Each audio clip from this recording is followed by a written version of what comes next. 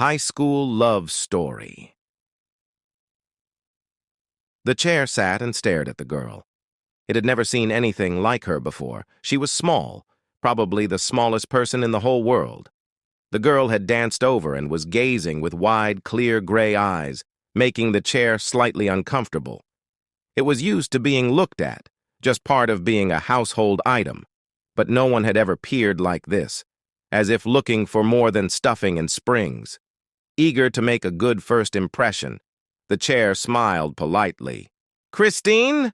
Christine, come here!" The girl was roughly jerked away by a tall, thin woman with dark roots and a snub nose. "Don't wander away again!" They both vanished from the furniture store. The chair asked its neighbor, a wise antique writing desk, what sort of girl it was who was so small and had such large eyes. The desk kindly explained that it was a child which would grow larger and become a person. Fascinating. It wanted to see the child again. An exceedingly nice chair it was, tailored with rich brown leather. The chair was purchased and taken away, along with a young grandfather clock and an overly excitable chest of drawers.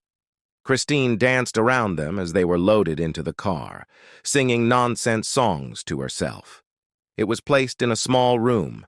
By a door it had been unmercifully shoved through, across from a chatty redwood table and a silent, glamorous mirror, and next to a tall, thin coat stand. The chair was slightly afraid of the coat stand, with its imperious height and solitude, but was determined not to be prejudiced. That night, there were people. They hung their long coats on the coat stand, which accepted them graciously, and checked themselves in the mirror, which sweetly complimented them, eliciting a few shy smiles. They passed through into the room beyond, from whence people noises were issuing. The mirror shuddered as a sound of breaking glass permeated the room, and someone began to cry. Christine was forcibly led through the doorway by the woman and was sat down on the chair, which made every attempt to soften the fall. For the first time in its life, the chair felt a stab of worry. What was wrong? If you can't control yourself, you can just sit here until you decided to be a little more grown up. Christine's gray eyes scowled. The woman, in the act of strutting out in her click-clacking heels, didn't notice, but the chair did, and was struck with admiration, mixing with the anxiety to create a slightly sickening sensation. "I hate her." The chair understood. It hated her, too. Over the next few days, the chair learned that it had been given a new name, Time Out. This was thrilling. Christine spent time with it every day, sometimes crying and raging, sometimes nonchalantly coloring in a little book. The chair realized that she was an artistic genius, and also sometimes managed to color in the lines. Time doesn't mean that much to a chair. "Mother, stop!" The words were broken and angry, and the chair felt the welling frustration and entrapment. She needed to get out of here, and the chair would go with her, follow her anywhere to escape from this oppressive woman. "Fine, I'll stop, but you are not out for the rest of the year, do you understand?" "Mom, no." "Do you understand?" "Mom, please. Do you understand me?" "Yes. Good night." Christine flopped down dead on the chair and was enveloped in a huge hug. "I hate her." The chair understood. It hated her, too. She slept there that night, and the chair stood guard, watching her every stir, keeping her safe and warm. She was gone. Christine had left without a glance back. Clutching a suitcase, she had simply danced out the door. The chair had begged her not to go, had tried to follow her, but to no avail. She was gone. The chair was waiting. It no longer spoke or even thought much, but simply stood at its post, reinvigorated with every creak of the door, sinking back down again when Christine repeatedly did not appear. The woman shrunk. She became colorless as the world became older and Christine did not come. One day, while waiting, a large group accompanied by sirens arrived in a hurry. It didn't matter. None of them were her.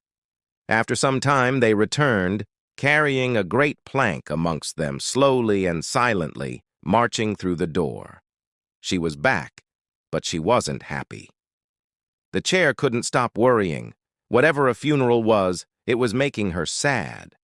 When the sun went down and all the unimportant people had gone away, she sat with the chair again. It hugged her and told her that everything was going to be fine. She didn't notice, just sat there staring at nothing, smoking a cigarette. I loved her. The chair understood. It had loved her too. This time, she didn't leave. She had brought children. She loved them, but she was exhausted and always yelling. The chair loved the children very much and gladly, suffered their little fingernails scratching the leather and tearing out stuffing. The chair had endurance, and Christine's children deserved everything it had. Times were hard, and much of the furniture began to disappear. A man came and took away the redwood table and the coat stand.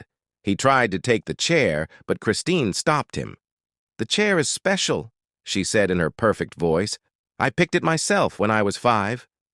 The chair glowed under the approving gray light of her eyes. The children became people and left, but Christine was getting smaller. The chair could see it and worried. The cigarettes were stealing her breath away. When she sat, the chair could hear her crackling.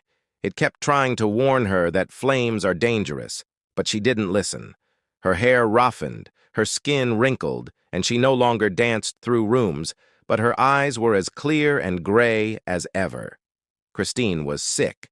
She coughed. She rarely left the chair, which relished every second spent with her, trying to give her strength.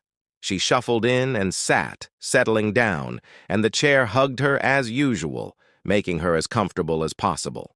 She was alternately coughing and dragging on her cigarette.